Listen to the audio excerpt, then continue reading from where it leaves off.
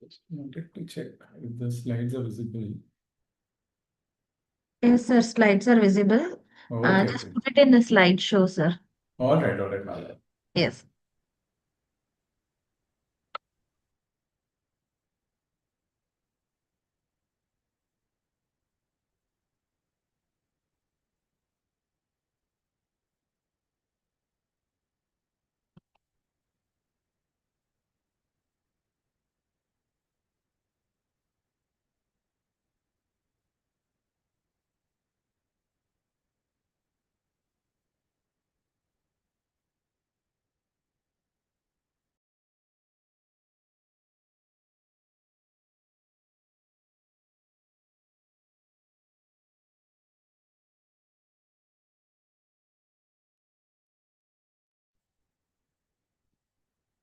Hello, Ramya, am I audible? Yes, Lekha, now you are audible.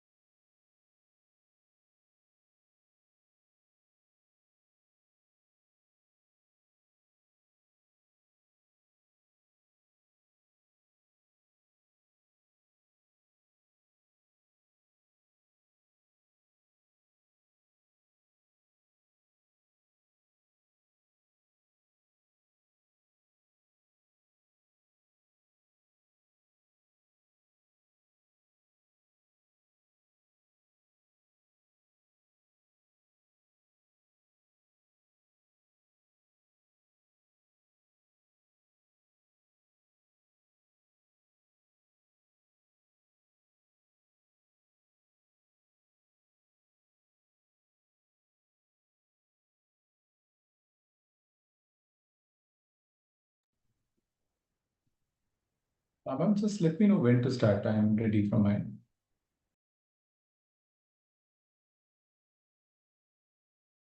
Yes, sir. 1 minute, sir. Just the moderator video is not available, sir. So just she is correcting herself. Will come back. Thank you. All right, no worries, ma'am. Yes.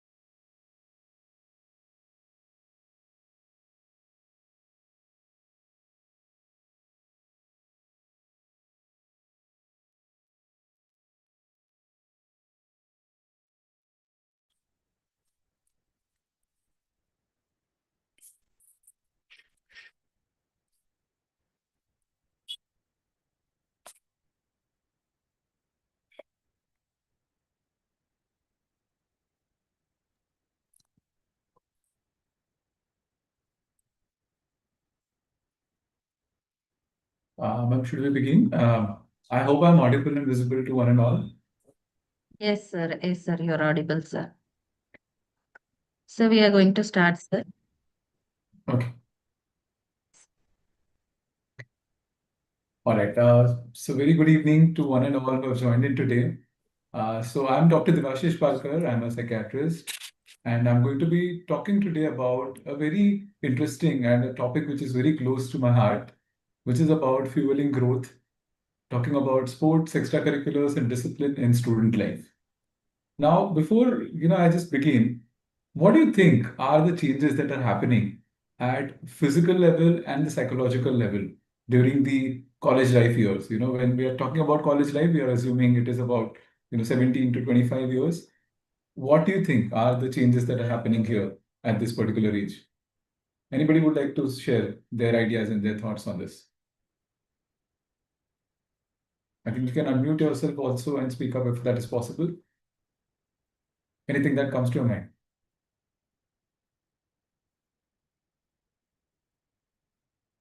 Anybody would like to speak up or probably share in the chats as well? Anything that comes to your mind.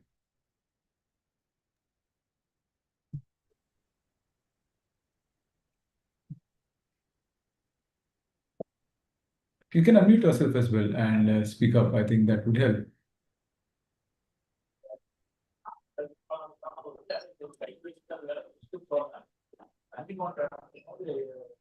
Okay. So when we talk about this particular age group, right, we are talking about the changes that are happening both at the level of physical level and the psychological level. Now, what happens at physical level is the physical strength and the endurance peaks during these years, right? The muscle mass keeps on increasing, your strength and your stamina also keeps increasing. But the thing is, your prefrontal cortex of the brain, which is responsible for our decision making, is still not completely mature. The reward system of our brain is hyperactive. Now, emotional centers, which are the amygdala, are very active. The social brain is very hyperactive at this stage. The sexual urges are also very high, and a new identity is being formed. Now, because of the combination of these changes that is happening, what we see is during the adolescence and the early adulthood period, we have a lot of energy, but somewhere that direction is missing. And a lot of times, if your emotions overpower your critical and your rational thinking, then sometimes we end up also making stupid mistakes. Why it happens so is because our reward system is hyperactive. So anything that is novel or anything that is generating a sense of curiosity, we are tempted to try it. Of course, as a result of this curiosity, a lot of new inventions and new things also happen. But sometimes this curiosity and this novelty seeking can also land up in trouble, especially when we see 18 to 25 years. This is the age group where most of the cases of addiction start. This is the case, and this is the age where a lot of accidents also happen, right? Why it happens so is because, as I discussed, the prefrontal cortex is still developing, right? So, what do you think are the values and the qualities or skills that you would require as a college student? What do you think is going to be helpful to you? Any idea? Anybody would like to share? I think you can unmute yourself and speak up. I am not able to, unfortunately, see the chats. I don't know why. But if you can just unmute yourself and speak up, I think that would be great.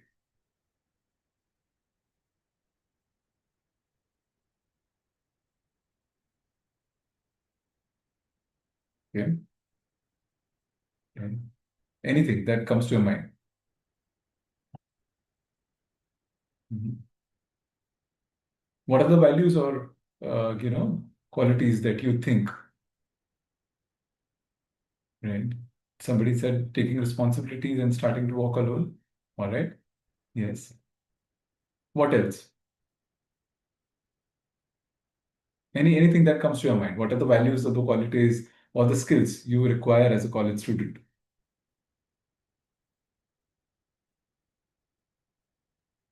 Let's keep it more interactive. You can unmute yourself and speak up, guys.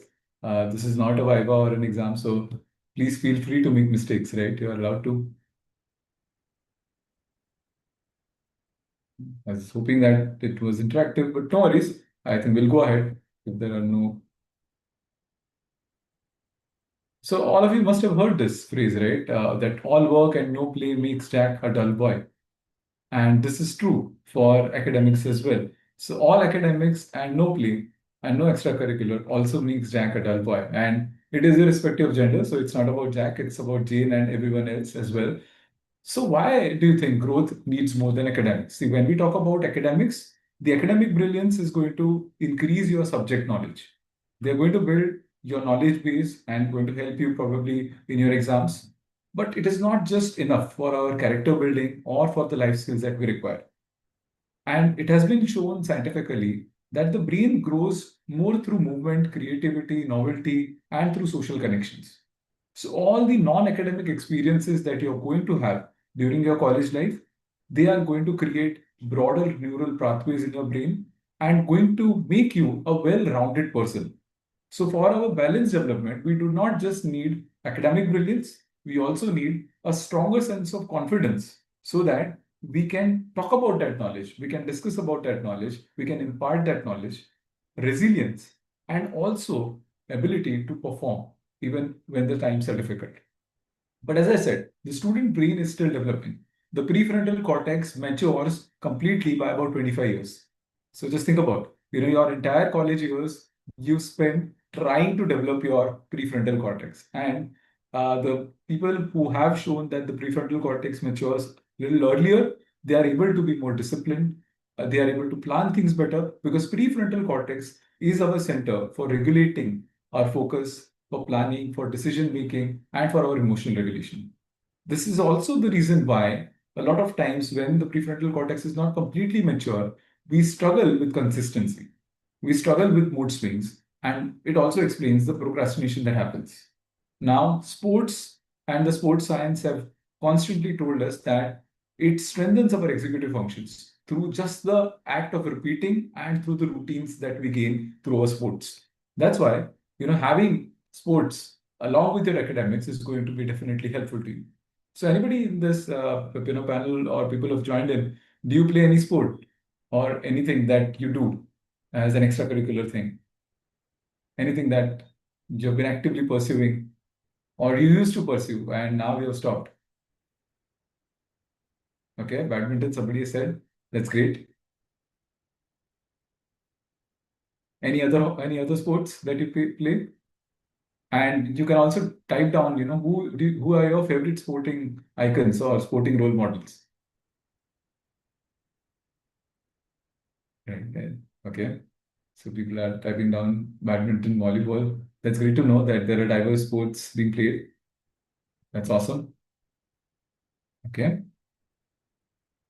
Awesome. That's great. Athletics and Kho. Okay. Right.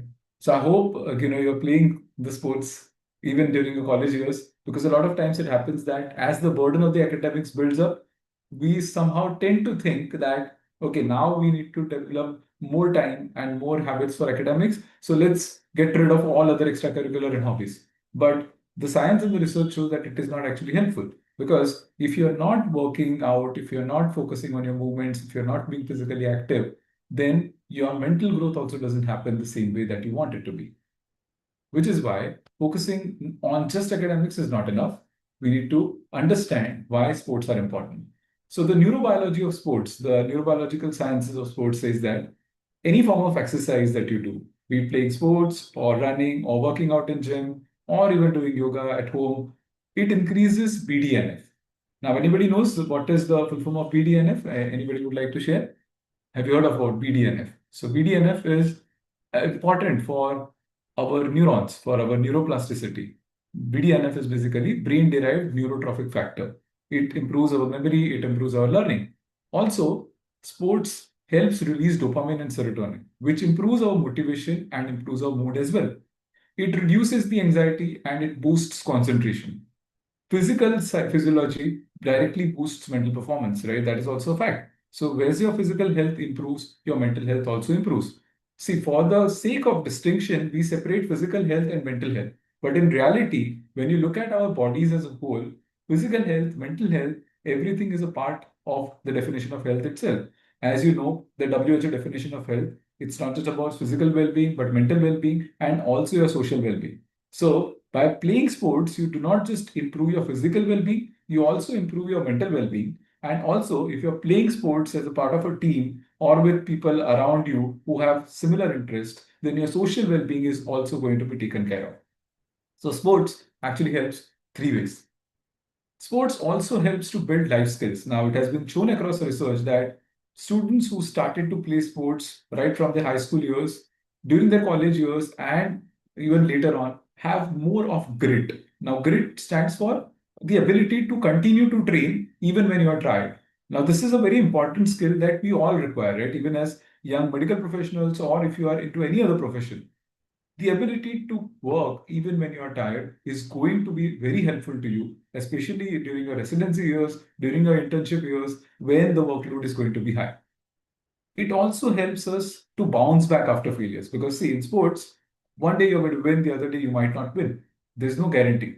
Similarly, in life also, whenever you face any setback, if you have played sports and if you have went through that cycle of winning and losing and then rising up again, that is when you are also being able to be more resilient. It also helps us to achieve this teamwork, right? Because when you're collaborating under pressure as a part of a team, then your teamwork and your leadership abilities also improve. Now, let's say if people here want to start their own hospitals or start their own clinic or want to become surgeons or any other profession that they choose, even after MBBS or even after anything that they're pursuing right now, understand and realize this that teamwork is going to be equally important whether you are into coding or whether you are a surgeon or whether you are a business professional, right? So this teamwork skill is something that we all can learn from actively playing sports. And also, we learn to self-regulate. We manage our impulses. We are able to strategize better. We are able to manage our emotions better. And these skills directly and indirectly get transferred to academics and to our careers as well.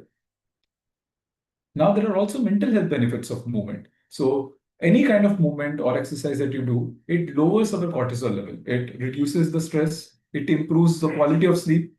It enhances the vagal tone, which results in emotional stability. Now, the vagus nerve, as it's responsible for managing our parasympathetic activity. It increases our positive self-image and confidence. It provides a healthy outlet during college pressure.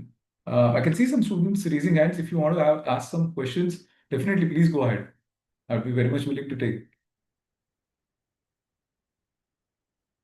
any question, anything that comes to your mind. So we saw the physical health benefits, the mental health benefits of exercise and of movement. Let's go further. What are the kind of different extracurricular activities you can all do apart from just sports, right? Extracurricular meaning which is not actually a part of your curriculum. So when you talk about a high pressure field like medical sciences or any other field that you're talking about where professional work is required, you would have a lot of curricular activities as a part of your learning and as a part of your academics. But it's also important to just try and see what are the extracurricular activities that you can develop. So, for a medical student or a medical professional, the extracurricular activities could be related to clinical and academics only. Like, let's say, participating in case presentations or journal clubs or research projects or medical quizzes or medical competitions, peer teaching or tutoring. Now, these are things which you are already doing in some of the other capacity. But if you take that up as another form of extracurricular activity as a part of your hobby, then it is only going to help you in other activities as well. So I see a lot of college students, actively participating in different quizzes. Now, this is not a part of curriculum because for their curriculum, they just need to probably study a few chapters, few questions, and just write down the answers, right? But when you're trying to, develop your hobby as a quiz, then you're reading from diverse materials. You're also probably participating as a team. So all those activities also are very much helpful. In the same way for journal clubs, right? If you're just not reading from textbooks, but also from the scientific journals, your knowledge is going to improve. Your ability to correlate all the different information that you're reading from diverse sources, that is also going to improve. Another example of an extracurricular activity could be related to, let's say, leadership or management positions, right? So you can join some student council roles or, organize fests during your college years or organize some CMEs. All that also requires different skill sets, trying to contact different organizers, forming some teams, giving tasks, how to delegate, how to communicate, all those things improve. Managing some health camps or event management teams. So these are leadership and management related extracurricular activities.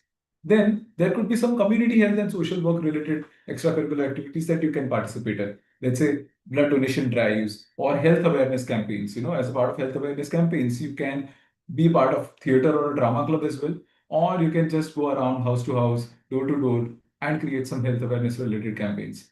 You can volunteer with some NGOs, or you can again set up some rural or urban health camps. That could be an excellent way to develop your leadership skills, your ability to connect with the society that you're going to be working in. Then there are obviously creative and expressive art fields like theater, or drama club, or music, or band group, or dance club, or let's say photography, or videography, or literature, or writing club. All these are different media that you can explore while you're in the college years, right? Then, as we already discussed about sports and fitness, there are a lot of things that you can take up, right?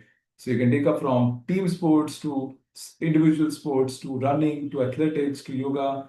Different activities are available to us right nowadays. Then also related to technology and innovation. So you can be a part of medical innovation clubs or tech clubs. There's so much of research being conducted on AI and medical science, right? So you can be a part of that if you are already inclined towards using your technology and laptops and everything. You can also be a part of writing some blogs or creating some reels or podcasts. This all is a part of technology and innovation. It's an extracurricular activity which can be very helpful to you. Also, certain things related to your personal development, right? Like joining a book club or a public speaking club or language learning groups or finance or investment clubs. So these are all different extracurricular activities that you can think about. You can come up with even more ones. So I would just like to pause here for a moment and ask you that, do you take part actively in any of these extracurricular activities or any other activities that you might be doing, and probably would just like to share this with the audiences here so that other people also get interested? Anything that you do, right?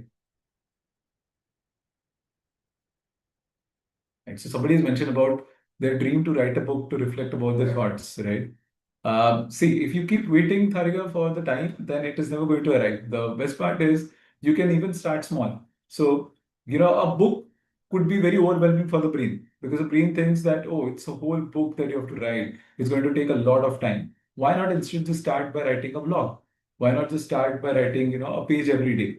Or just think about, spending at least one day of the week where you have a dedicated half an hour or 1 hour where you're not doing anything else but just writing.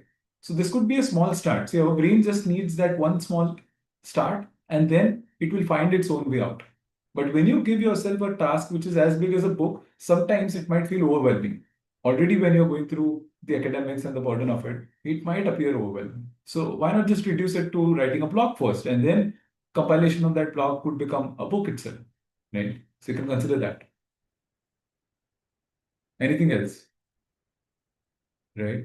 So that's great. Abhishek, you do participate and represent your college in badminton. And I'm sure, that must have helped you, right, Abhishek? Can you just share your experiences, Abhishek, if it is possible?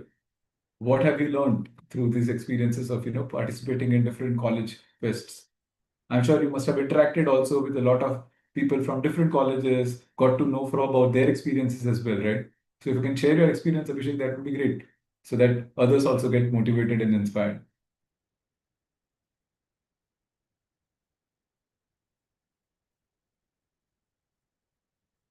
All right. So that's great. I hope just I am able to give you this little stimulus, right? So that once you go back today, you're just able to reflect back and think about any of the extracurricular activities that you can pick up. Okay. Let's go further. Okay, so the impact of extracurricular activities on university students' academic success and employability. So this was multicentric, actually, research that was conducted, where they tried to identify all different articles from Scopus and Web of Sciences published during the period of 2010 to 2021. And the results were that, in light of these results, higher education institutes should promote activities with an educational purpose outside the strictly curricular objectives and beyond the classroom, fostering a more holistic development of students that combines academic success with a better capacity and preparation to enter the labor market. So, the employability, the ability to succeed later on after your college years drastically improves if you have participated and excelled at extracurricular activities, right? So why extracurriculars are also important is they help us build identity.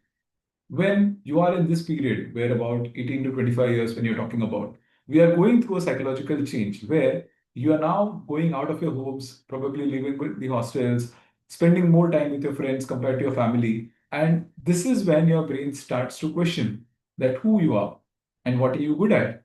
What are your values? What are the skills that you have? Which is why having that extracurricular will give you a chance to shape your identity, because academic identity is not equivalent to personal identity. And I see a lot of times students end up considering their personal identity directly based on the percentages that they've got. So if they've got 50% or 60% marks, they describe themselves as, oh, I'm a mediocre person. No, that's just the part of academics and that's just the part of one particular exam. So let that not be your entire identity, right? You should have diverse interests, right? Just as they say in the finances, you should not be investing everything in one stock. In life as well, do not invest everything into one thing, right? You need to make sure that you diversify your sources of happiness as well. So academics definitely has to be an important source of your happiness, but beyond the academics also, you focus on other things that you are not good at, and that also, if you start to improve by way of participating in it, the sky is the limit then, right? So these clubs and activities during your college years will help you and give you a chance to express yourself and inspire the creative genius that is inside us all the time. It just needs that outlet. So it builds also the belongingness. So it reduces the feelings of loneliness, right? So which is why, when you talk about people who are into extracurriculars, who are into sports, the risk of mental health problems also reduces drastically compared to someone who is just focused on one particular thing and does not have any other time to socialize or to enjoy their life, right? Also, sports and extracurricular give us the opportunity to enjoy meaningfully and not mindlessly. See, there are two ways in which the students can enjoy during college years, right? Either they can just go and have party and drinks and smoke substances, or they can actually go on a sports field and play a game of volleyball or football or cricket, and that could also be an enjoyment form. So I would really hope that you choose this form of enjoyment and entertainment over the other forms, right, which are actually damaging to our. When we are deeply absorbed in any sport or any extracurricular activity, it also helps us build a certain flow. Flow meaning where you lose track of what is going on outside and you are single-mindedly focused in that particular moment. So this is something called as mindfulness. Now, when you're deeply absorbed in any mindful activity, it improves your mood, it reduces your anxiety, it creates a sense of mental freshness. And after you are fresh, after having a run, or after having a swim, or after playing your favorite sport, or doing your favorite hobby, be it dancing or be it writing, you will definitely see that your study productivity improves. Because hobbies also give us meaning and a sense of purpose, right? So to get that state of flow also, any extracurricular activity is something that you should do. Now, finally, coming to the last part of it, the discipline, right? So discipline is going to be the hidden engine because, as I said, our prefrontal cortex is still developing when we are in the college years. So that's why we need to give some direction. And the best way to develop discipline is to design our environment in such a way that discipline doesn't seem like a punishment. So discipline doesn't have to be a punishing thing. It's just an environmental design. So where structure is more important than motivation. So you build structures and systems and processes in such a way that automatically you are inclined to utilize your time and manage your time better. This is what discipline is all about. So routines, once you have created, they reduce the decision fatigue. If you know that, okay, in the morning after you wake up, these are the activities that you're going to do, and this is the time that is allotted for your homework. This is the time that you've allotted for, writing down your class notes or completing your journals. Then your decision fatigue that gets reduced. Because if you have not planned your day, if there is no routine and no structure to it, then automatically every day you will have to spend that extra energy to try and create a routine for yourself. So that's why, you can create a routine for next couple of days and just try and see what difference it makes. Don't have a day where you have not planned anything at all. An unplanned day on a vacation looks good, but an unplanned day when you're in the middle of a busy college does not look good, right? It tires you out, it mentally and emotionally drains you. Whenever there is some predictability to what we are doing, it automatically improves your focus and your emotional stability, right? So I would really ensure that you start to use certain tools to develop a routine, be it making your timetables or be it creating some to-do lists or making sure that you have some stick notes in place in your hostel rooms, wherever it is possible, so that you remain accountable and you constantly get the feedback that, okay, this is some task that you needed to finish in this particular time slot. It helps you to be able to manage your time also better. Now, what are the pillars of student discipline? This is what I could think of. Creating some micro routines. So it doesn't have to be major changes in the routines. It could be just micro routines. Like, after morning, you wake up, you do some stretching. At the night, you focus on 5-10 minutes to plan the next day. This could be a micro routine that, every morning after you wake up, do some little stretching. Automatically, it makes sure that your blood circulation improves, you are in a better space, and are feeling more energetic when you are out and about. And also, just before your bedtime, spend that 5-minute time to just plan out the next day. What are the most important things that are lined up for the next day? Most important lectures that you cannot miss, most important topics that you cannot miss, or an important appointment that you have with a friend of yours or with a family member of yours. What are the most important things? If you have planned that out night prior, it automatically allows your brain to process it and to be prepared for it the next day. Another small discipline tool is time boxing, which means there are fixed slots for study, fixed slots for sport, and fixed slot for rest. A lot of times it happens that when you're living in the hostel, you're not even cared about what time is, right? If a friend calls you, let's go for a cup of tea or coffee, you just straight away jump into it. Or your friend calls you for sport, you jump into it. But rather than that, if you have created fixed slots that, okay, evenings are for my walks or for my runs or for my sports, and then probably late evening after my dinner, that is going to be my study time. And if you have kept a slot which is fixed, it also allows you to remain more motivated. And then you are able to say no to time wasters, right? So that you are able to preserve your time, preserve your energy as well. Also, there is going to be a fixed slot when you rest, which means there's going to be a fixed bedtime and fixed time when you wake up. Another very important thing, and a lot of times I see that, just because students have so much of energy, they tend to misuse their body. So do not do this, right? Do not do disservice to your body. Our body needs appropriate rest. Yes, during this years, you're going to have a lot of energy, a lot of stamina, but do not misuse it. Make sure that you're resting well. Make sure that you're completing 6, 7 hours, 8 hours of your sleep. Have accountability, right? So if you can find some mentor figures or some seniors who can be helpful to you during your college years, then that is going to be very helpful. If not your mentors or your seniors, you can even find friends or peers and develop a peer group where you can remain accountable to each other. So let's say if you've decided that, okay, you're going to solve these many MCQs or these many topics that you're going to read and revise together, that helps to build that accountability. And finally, another important thing is to create digital boundaries. Digital boundaries meaning which are going to be your social media window time.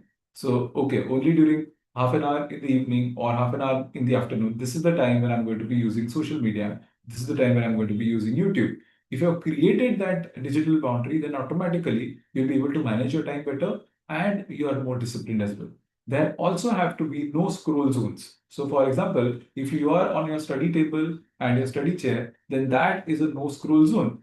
During that particular area where you're sitting, or that particular time when you're sitting there does not have to be mobile phone on the table, right? If you are able to create that kind of a discipline and a routine for yourself, automatically you will see that procrastination reduces, the distraction reduces, right? So this is something that's very important. I see a lot of times students continue to keep scrolling even while the lectures are on. So if you have developed that kind of a habit, then just make this little change that when you are in the middle of a lecture, even if you are not able to grasp entirely, just that passive latent learning also is going to be helpful to you. So probably that could be your no scroll zone. One way to do that is probably start to take down notes. Automatically, when your brain remains engaged, it will not want to continuously scroll because it wants to listen to what your teachers are saying or what's being discussed during your classes, right? So this could be a digital boundary that you could establish for yourself. Now, sports plus activities is definitely going to give you better academics, right? It has been proven beyond doubt. Ensuring that you balance it out. It doesn't have to be that you just continue to play sports and spend no time in your academics. No, that also is not going to be helpful, right? So movement increases blood flow. It leads to sharper focus. It ensures that your extracurriculars are also improving your problem-solving abilities, your creativity, and this discipline is also going to create a sense of consistency. And balanced students are going to procrastinate less, right? So that is how it's going to be helpful. Let's go further. So we also, have real life inspiration. So there was a student in my class itself who used to be very shy, and he would not participate in any other things. He would not socialize much. And then suddenly, during our community medicine lecture, he was given a chance to be a part of a theater group. Initially, he was very reluctant, but then, the teacher asked him that you should try just once. And he developed this remarkable ability where, on the stage, he was able to be feeling more confident. And that just changed his perspective in life, right? So I've seen this kind of stories happening, unfolding in front of my eyes, and which is why I truly believe that extracurriculars is something that everyone should try. Even if you are a little scared, just don't worry. Go ahead. It's okay to fail there. I've also seen, students who were struggling in their academics, they gain some sense of routine via team sports. I've also seen anxious students find calmness through yoga. And we also have a lot of icons right in our India itself, where though these are the talented people in their group, their discipline and their ability to constantly keep improving was second to none. And they are perfect examples of why just talent is not enough. Talent combined with discipline, that is the recipe for our success, right? So even if you are Sachin Tendulkar or Neeraj Chopra or PV Sindhu, all of these stalwarts in their particular fields have ensured that it's not just about talent, but they've constantly kept on working hard with a sense of discipline. So this is what is very important, right?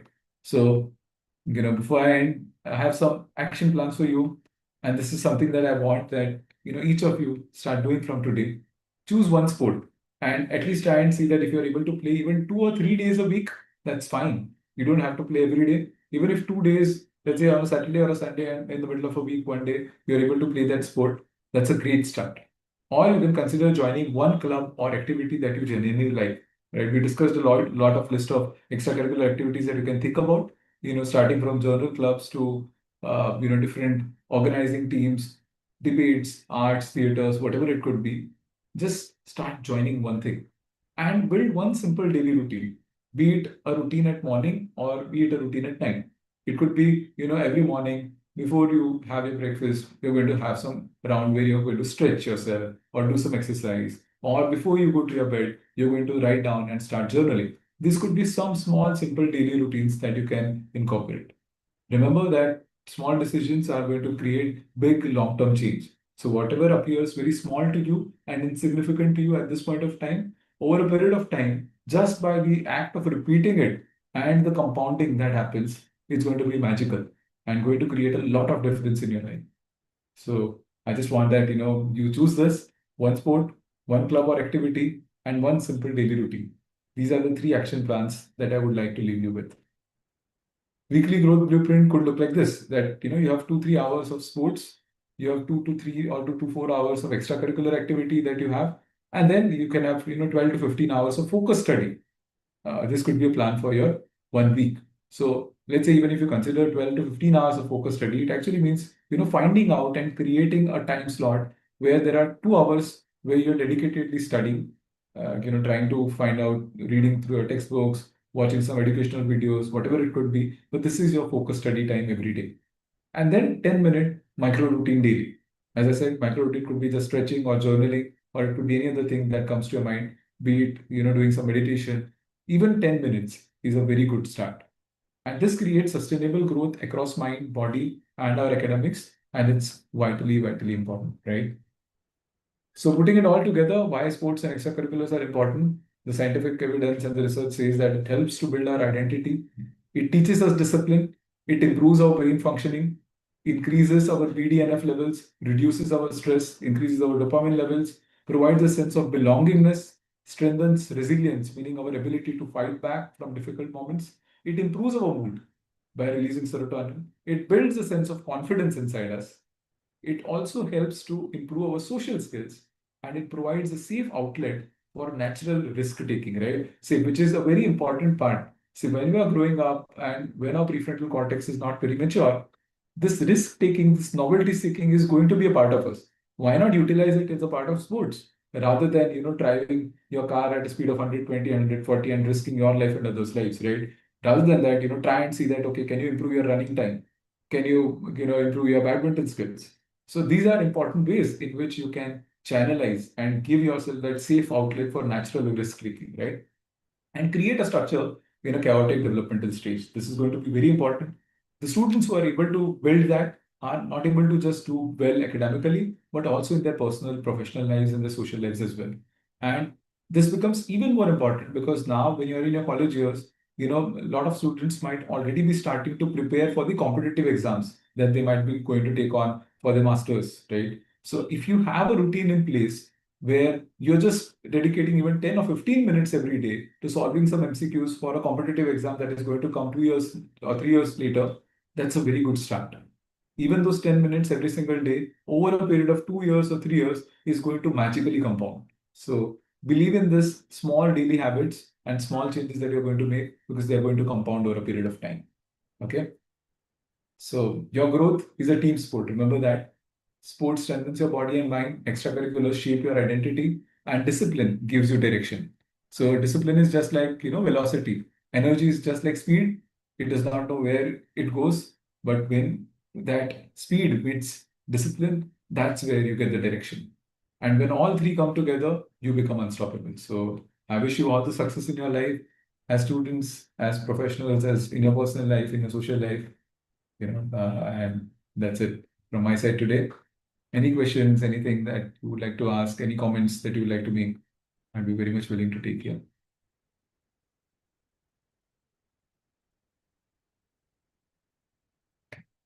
All right, so I will take up the questions. I'll just stop sharing my screen. Thank you, sir, for the deeply insightful session. Thank you.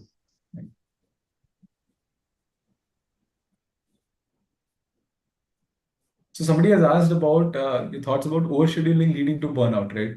Okay. Yes. So overscheduling is also not helpful, right? That's why I said about micro routines, right? A lot of times when people start to talk about routines, they develop a action plan that okay, this hour I'm going to do this, the next hour I'm going to do that. No, do not burden yourself with that. Even if you are able to create some micro routines, that's also going to be helpful during your student life. And micro routines could be, just having a morning routine or just having a nightly routine. Even small routines or digital boundaries, as we discussed, are going to be very helpful to you. So do not overschedule because overscheduling leads to burnout. You're very right. And also ensure that there is a break in between. So probably one day of the week, you could take a complete break where you're not following any schedule and you are doing things that you like to do the way you want to do so that your brain also gets this sense of novelty. Because just the routines every single day would lead to burnout. So taking that break is also important. But it's also very important what you do during that break. So do not, use your break time to just party around and to just, do activities that is going to actually have a negative impact on your week. Because I see a lot of times students engage in parties every weekend, right? And then by the time Monday comes and the Tuesday comes, they are running short of energy. So that kind of a routine is not helpful.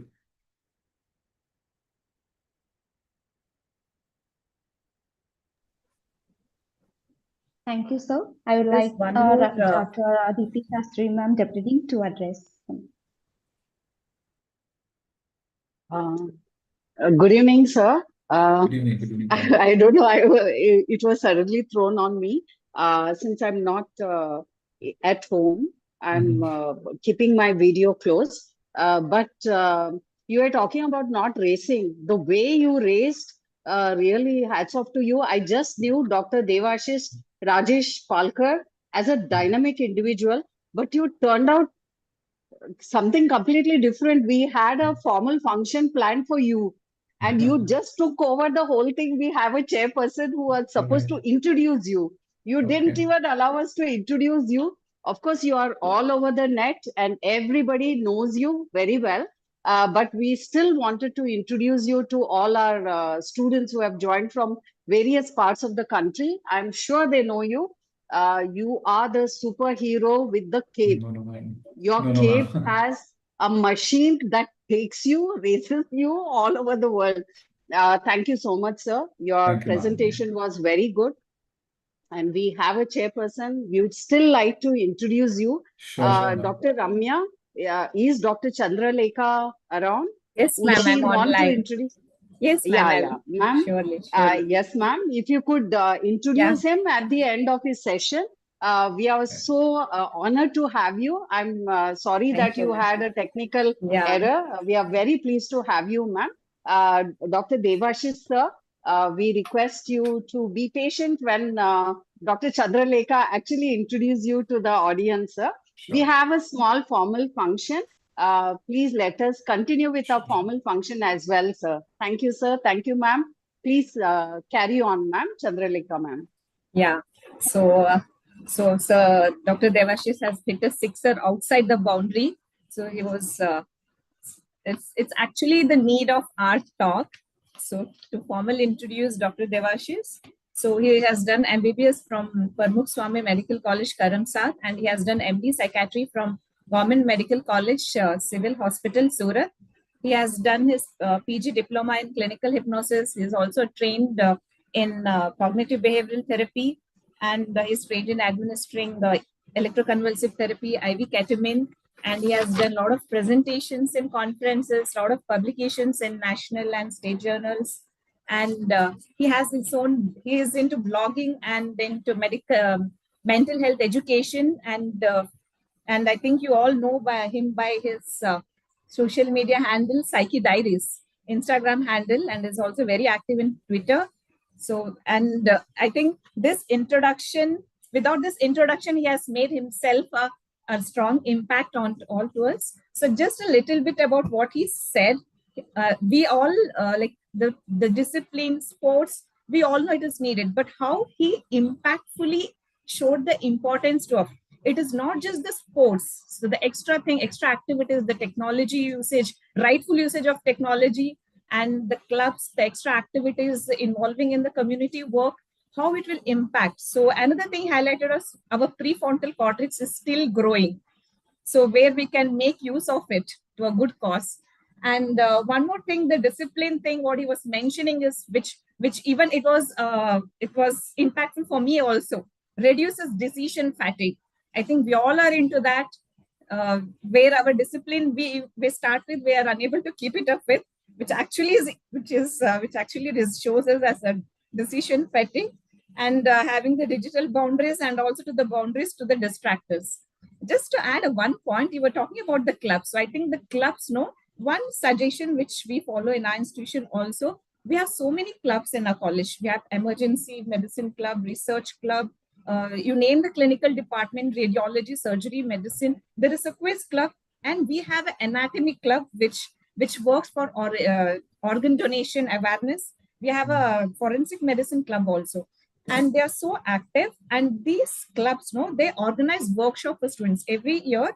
Our college hosts a research conference for UGs, and these students organize workshop. That's Medicine.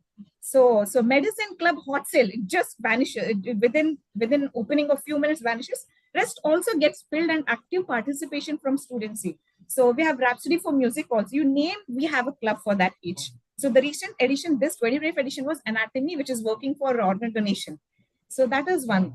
So thank you so much, Dr. Devashish. Highlight is not just sports, which increases our dopamine and serotonin. We can get by self-expression, overflowing our creativity, having that discipline and everything. So thank you so much. Ma'am. Thank you so Thank much. you so much, ma'am. And it's great, ma'am, that there are so many diverse clubs that are running, right? I think it could be very good that all other colleges also start to follow something. Yes. Thank you, ma'am, Dr. Chandralekha Bhatt, ma'am. And thank you, sir, for the impactful session. And the sir told that was really very good, that I am really agreed to digital boundaries. That was so good. And I was agreed to that. Very impactful for me. And micro routines will definitely give you a big impact. It was very nice idea. Thanks for giving that, ma'am. And we would like to request you to take over the question and answer session, ma'am. Over to me.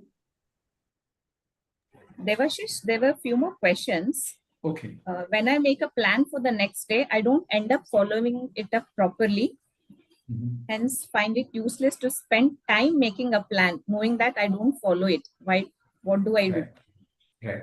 So in such a scenario, what you can do is you can start with a very small goal, right? So there's this concept in psychology which is called as smart goal setting, which means you set a goal which is very small to begin with so that you are able to accomplish it. See, now how our brain works is if you are able to give yourself a small task which you are able to complete, then automatically the dopamine starts to get released and your brain feels rewarded. So let's say if you have given yourself a task that, oh, tomorrow I have to solve 100 MCQs and you are able to just solve 30 or 40, the next day you're going to feel disappointed. But if you have given yourself a small task that, okay, from tomorrow onwards, I'm going to solve 20 MCQs every day for a week. Now, 20 MCQs is relatively much easier to complete. So whenever you are starting something new, give yourself a very small target.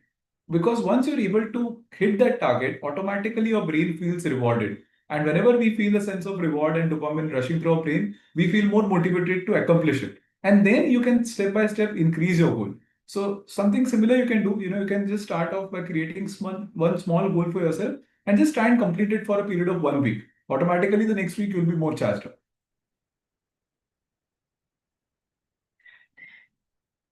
I hope that answer was helpful for the student. There is one more query. When I make a plan for the next day, sorry, not that one, this one more. So what is the main thing to follow while in leadership and what Right. makes a person as a best leader? Right. I think having role models, right? I think that is very helpful. So you can choose a role model from any field that you think you are interested in, right? Be it from your sports or be it from literature or politics or anything, right? And just try and see what are the qualities that a successful individual in that particular field has. And try and see that if you can just emulate and get inspired from those things. So, let's just take an example of, somebody like Mahendra Singh Dhoni, who was considered a very successful captain for our cricket team, right? So now he had a lot of great qualities as a leader, right? He used to make sure that he would listen to everyone. He was very calm and composed during stressful situations. He was making sure that he was executing plans very well on time. He was very innovative. So these are some qualities that I look for when I look for a leader, right? For you, the leader could be different as a role model. And just try and see what are their good qualities which have helped them to succeed. And there's no one recipe for success. Everyone is going to have different ways in which they are going to succeed. So try and identify what are the important qualities that you find in leaders that you actually admire. And leadership is all about, inspiring each other and at the same time making sure that everyone feels a sense of belongingness. Because if you are constantly feeling that, you are the intimidating person in the group, then others will not participate as much. So you have to ensure that everyone feels a sense of belongingness, but you give them the direction. So this is what I think leadership during the student years is going to be. Okay, there is one more. How to make schedule and follow it properly. Right. So as we discussed, right, you can just start off with, micro schedules, micro routines. Let's say, from tomorrow onwards for the next 1 week or 10 days, what is one change in your current schedule that you would like to make? Let's say it could be just small 1 hour session in the evening where you dedicatedly spend time reading some journals or time solving some MCQs. Now, this could be a small change that you could make to a schedule. And once you're able to execute that, then try and build other routines on top of that. This is something called as habit stacking. So habit stacking is a principle from psychology which says that once you have already had one established habit, to build another habit on top of that is much easier than to start a new habit out of itself, right? So just try and build habits on top of already existing habits. Like let's say, after waking up in the morning, after doing your brush, just spend 5 minutes in stretching or 5 minutes in meditation. That is much easier to do rather than having a separate time for meditation because already brushing your teeth is something that you constantly have been doing. So try and build one habit and then try and stack one habit on top of that. So that is something that's going to be helpful. That's one more. Sir, if we are unable to share our stress with anyone, then what should we do to protect ourselves from it? Right. One thing that we all can do is to start journaling. See, a lot of times by journaling our thoughts, which means whatever things that are stressing you out, even if you are just able to write it down on a piece of paper, automatically it calms us down because we can then objectively look at every thought that we've written down and then ask yourself a question that, okay, out of all these things that are stressing me right now, is there anything that I can do right now about it? Or is there something that I can seek help from someone about it? If the answer is yes, then try and execute it right there itself. So this is something that we all can do, just start to write down, just start to journal. And journaling is a very wonderful tool that we all can use. And, for journaling, we don't have to buy those expensive diaries. We can even do that in our mobile phones, in our notes section. wherever it is possible for you. But just start to write your thoughts down. You'll be able to form and frame your thoughts also better, and automatically the emotions would be settled. One more. Sir, what is the main thing to follow while in leadership? Okay. I think as we discussed, right, already about the leadership, right? So when you are in the leadership position, ensure that, you are not the star, right? You have to ensure that you feel a part of the group. And every person in the group also feels that sense of belongingness. Because I see a lot of times, when students are trying to organize events in college levels and participating in other things, one person becomes the star of everything, and then the other feels that, he's the only one grabbing all the limelight, and then they do not feel a sense of belongingness and would not participate as much. So if you want your team to be successful, you have to let your ego be a little down so that everyone feels a part of it, right? That's something that you can do. Okay, here's one more. How to socialize easily without shying away or what people might think if I want to join a new club or a sports group? I think identify, Sharanya, firstly, what is your interesting thing, right? What club interests you the most? Because that would automatically help you to be feeling a little more motivated, right? So don't join a club where you have no inclination or no interest towards. At least try and find out what is of most interest to you out of all the choices that are available, right? So as Madam said, there are so many different diverse clubs that are already there, right? So if you identify which is of more interest to you, then you can just start firstly by even just being a part of it passively. See, you don't need to actively contribute to a group just right from the first day, right? So a lot of times why we feel that social pressure is because we think that, oh, everyone is going to look at us and everyone is going to want some input from us. But this doesn't really happen, right? So when you're joining a new club or a new group, firstly just try and be a passive observer if you are feeling a little shy.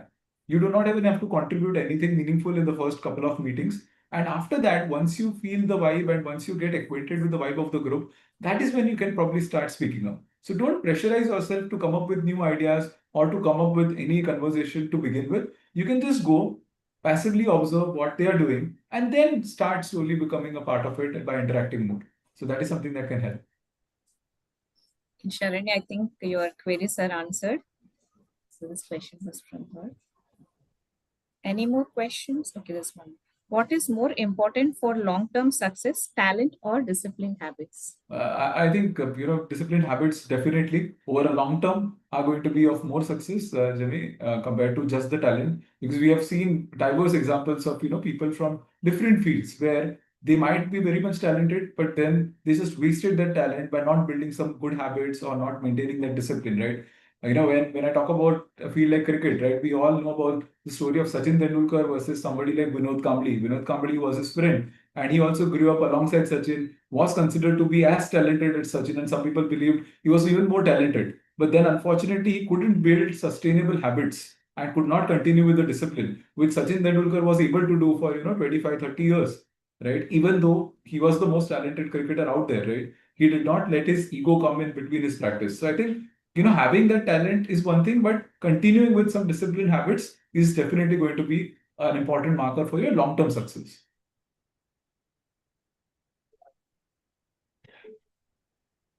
That was the last question. Any more questions? Okay, thank you for wonderful and meaning answers, sir. Good day. Thank you. Thank you so much. Thank This you for was the from- opportunity. This was really great. Okay, that was from Jamie Maria Monfort. I think this the questions. Any more questions? Okay, I think we can conclude the session. So thank you. Yes, sir. We have our dean here. Sir, can you please wait for 5 more minutes? Sure. Hello, Devashi sir. Good evening. Hello. I'm Good Dr. evening. Eril. I'm ophthalmologist and a former Tamil Nadu under 16 cricketer. It's beautiful Wow. example. I was trying to just give an opening speech before you, but I think sir has started beautifully well. I was joined you in the middle of your conversations. A lot of examples you have given beautifully. I think my many students are here should understand your language beautifully well understood. Discipline versus talent. This is beautiful point. I got it. You told about, Sir told about his example of Vinod Kumble versus Sachin Tendulkar. It's a right example. I think Sir knows that, so, and other people you know that. Before Sachin Tendulkar, the both the coach was same, Mm. Atrekar. The both coach was same Achrekar. Vinod Kambli is more talent. He scored 2 double hundreds continuously. Then as a succeed because of his unsucceed and a lot of things, his failures happen as I said exactly discipline, where he get caught. But Sachin Tendulkar is a practice, perseverance, confidence, discipline. All these things has made him into this field. So I just understood after a long, long time. I just listened like lovely speech said. As a fantastic. I have to thank behalf of entire Vinay Mission Research Foundation and Vinay Mission Kribandavariyar Medical College. And some students are here to listen to Sir's word. They said even the leadership should attract. Sometimes even the great scorer 100, you won't get man of the match. You get a 9 wickets, you won't get the man of the match. Bob Willis get the man of the match in 1983 as a leadership.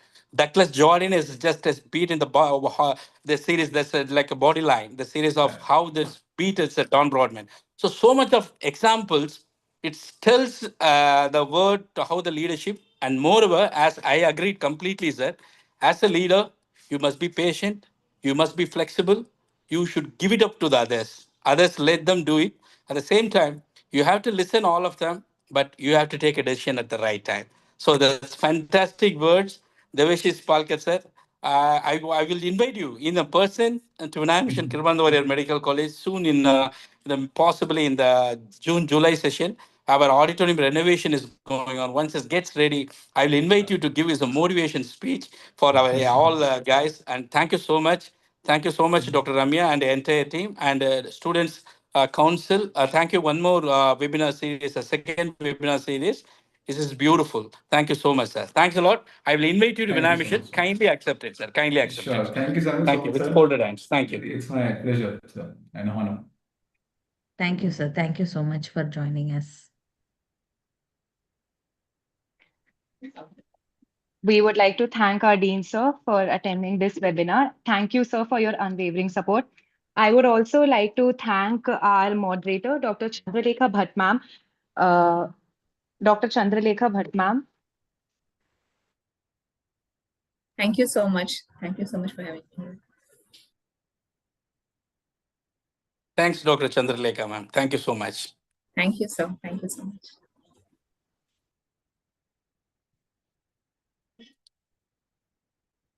Okay, Kamini Pandey and Dr. Ramya, Yes, thank you sir. so much to all of you students council. We'll meet on Sundays, 11 o'clock webinar, it seems. Yes, sir. Yes, sir. Thank you, sir. Thank you all. Thank you. Thank you, everyone, for joining for this webinar. We will meet on Friday evening, 6 o'clock. We have another Friday. session. Okay. Yes, sir. Thank you. Friday. Yes, sir.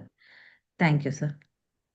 So as we come to close of today's session, I would like to express our sincere gratitude to our guest speaker, Dr. Devashish Rajesh Palkar, sir, for the insightful and inspiring session. And we also thank our moderator, Dr. Chandralekha Bhatt ma'am, for her guidance. Our heartfelt thanks to our Dean, Professor Dr. L.L. Venan, sir, Medical Superintendent Professor Dr. Rangabasham, sir, Deputy Dean, Dr. Deepti Shastri ma'am, and Director Hospital Development, Dr. E.M.J. Karthikeyan, sir, for their constant support. A big thanks to you, Professor Dr. Ramya ma'am, for making this event possible, and Student Council Manager, Dr. Shant Ruben, sir, and to all the participants for making the session a success. And finally, a warm thank you to all the enthusiastic participants for your active involvement. Thank you. Before we meet to the end, I would like to thank all participants about day 3 of our international webinar series. Next session will be handled by Dr. K.J. Samyukta ma'am, specialist psychiatrist, and chairman for the session is Dr. D. Jayachandran sir, Professor Department of Periodontology, on the topic Stronger Minds, Brighter Future. Mastering stress and challenges, we warmly invite all you to join us tomorrow for another insightful and inspiring session. Now I'd like to thank you. Thank you, ma'am. Thank you all. We are officially signing off.